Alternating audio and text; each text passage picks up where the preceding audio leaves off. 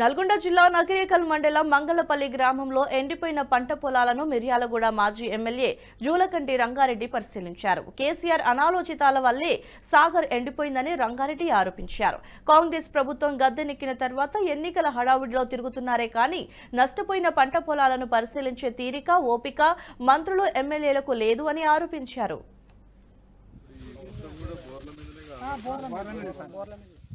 పంట నష్టపోయిన రైతులను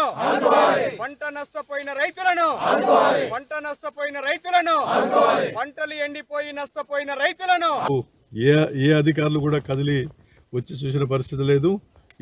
ఎన్నికల్లో గెలిచినటువంటి ప్రజాప్రతినిధులు, ఎమ్మెల్యేలు కానీ, మినిస్టర్లు కానీ వాళ్ళు కూడా వచ్చినటువంటి పరిస్థితి లేదు.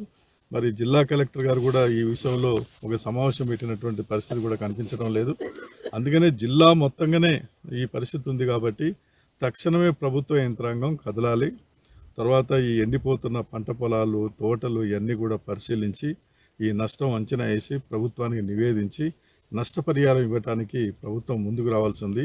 జిల్లా కలెక్టర్ గారు వెంటనే ఒక సమావేశం ఏర్పాటు చేయండి, అఖిలపక్ష సమావేశం ఏర్పాటు చేయండి. మీ అధికారులను మొత్తం కూడా, రెవెన్యూ అధికారులని, అట్లాగనే వ్యవసాయ అధికారులను మొత్తం బృందాలుగా ఏర్పాటు చేసి ఎక్కడెక్కడెక్కడ నష్టం జరిగిందో ఇవన్నీ కూడా తిరిగి అంచనా వేసే విధంగా ప్రయత్నం చేయాలని చెప్పేసి ఇవాళ సిపిఎం పార్టీ వైపు నుంచి జిల్లా నాయకత్వంగా మేమందరం కూడా కలిసి మరి ఎండిపోతున్న పంట పొలాలు, తోటలు ఇవన్నీ కూడా పరిశీలించడం జరుగుతుంది.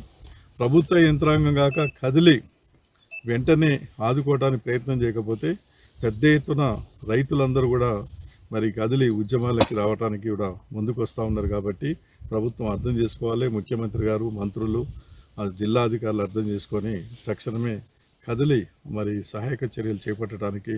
త్రాగునీటి ఎద్దడి కూడా తీవ్రంగా ఉన్నది. ఈ త్రాగునీటి ఎద్దడిని తీర్చడానికి కూడా SLBC ద్వారా, అటు లెఫ్ట్ కెనాల్ ద్వారా నీళ్లు కొన్ని వదిలి చెరువులు నింపినట్టయితే త్రాగునీటి సమస్య కూడా కొంతవరకు పరిష్కారం అవుతుంది.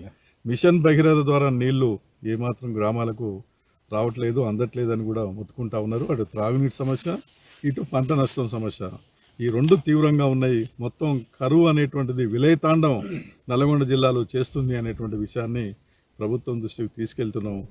ఈ వీడియో మీకు నచ్చినట్టయితే లైక్ చేయండి, 10 మందికి షేర్ చేయండి. అలాగే కామెంట్ల రూపంలో మీ అభిప్రాయాలను మాతో పంచుకోండి. Nationalist hub group of channels ను సబ్స్క్రైబ్ చేసుకుని తెలుగునాట జాతీయవాద జర్నలిజాన్ని ప్రోత్సహించండి. ఈ వీడియో కింద ఉన్న బెల్ ఐకాన్ పై క్లిక్ చేయడం మర్చిపోవద్దు.